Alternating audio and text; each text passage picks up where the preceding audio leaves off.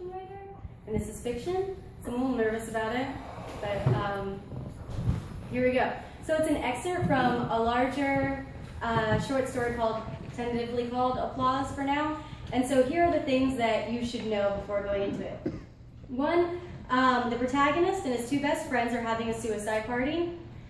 His first best friend is Betty, who has family issues, and his second best friend is Dave, who suffers from depression. The party is all about chance. They eat fugu, which is poisonous blowfish.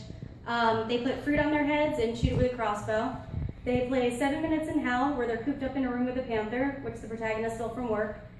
And they play Russian roulette. Betty brought a plate of brownies for the festivities, and the main character really likes puns. Okay, so I'm going to begin with a paragraph about why the main character wants to die, and then go into the crossbow scene, which is directly after the fugu scene, which is before everything else. So here we go. Okay, Nick, I think you'll like the first part. Oh, I already do. Okay.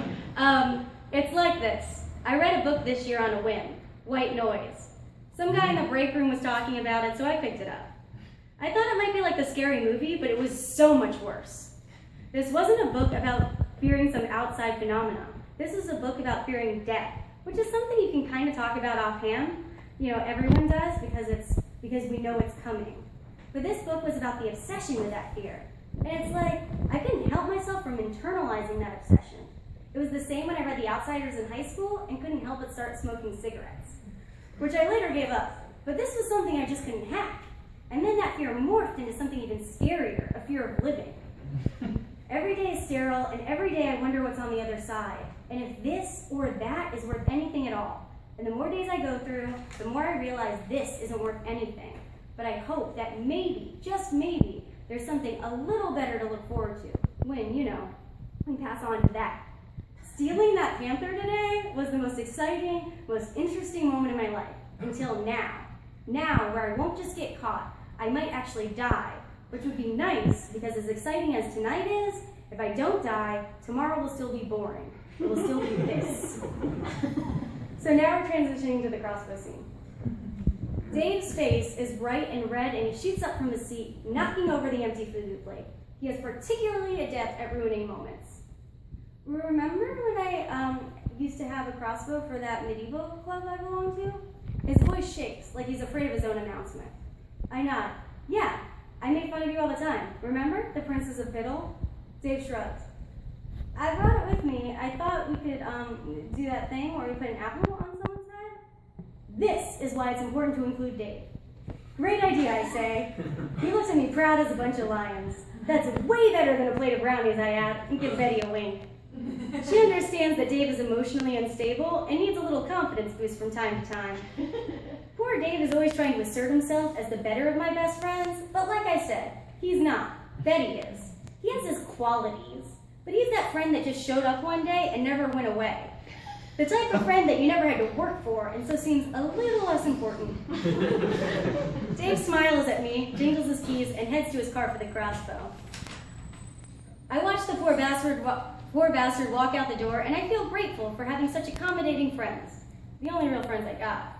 But friends that would make a suicide party far exceed my expectations. While Dave rummages in his car, I take a drink and return to the kitchen to look for an apple in the pantry. I feel around the dusty shelves and I find one, but it's a bit brown and mushy. It isn't the apple that I would have picked for what might be the last day of my life, but an apple's an apple, and if we aren't eating, who cares what kind of rancid juice is fermenting in there?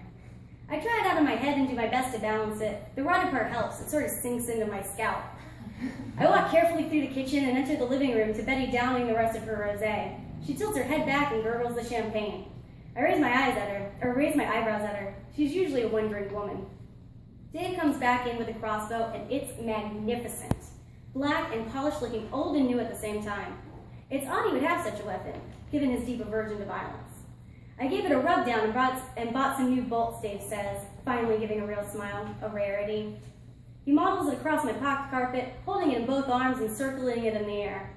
Beautiful, Dave, Betty says, and then Dave stops modeling. Who goes first, asks Dave. I figure since the crossbow is Dave's to begin with, and he brought it here, he ought to be the first to shoot it. Besides, I remember him going on about about his shooting practice and how spot on he is, and I think it's only good for his self-esteem to let him show off his marksmanship. I'm not sure I'm ready to see the end of the night just yet, so I offer Betty up as the first target. She seems happy to stand up against the entertainment wall, the one with the television set on the floor, balanced in the apple.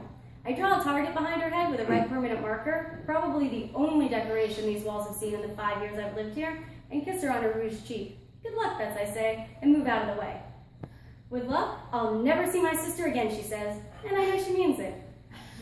As Dave takes aim several feet away from Betty, I wonder why she's killing herself and not her sister. It seems to be the only thing that makes her truly unhappy. I wonder if she thought of that. I think of saying something, but she looks so ready, so sure. Her lips are pursed, her shoulders are back, her eyes are wide. She seems like a woman who knows what she wants. Besides, this moment is way too dramatic to break.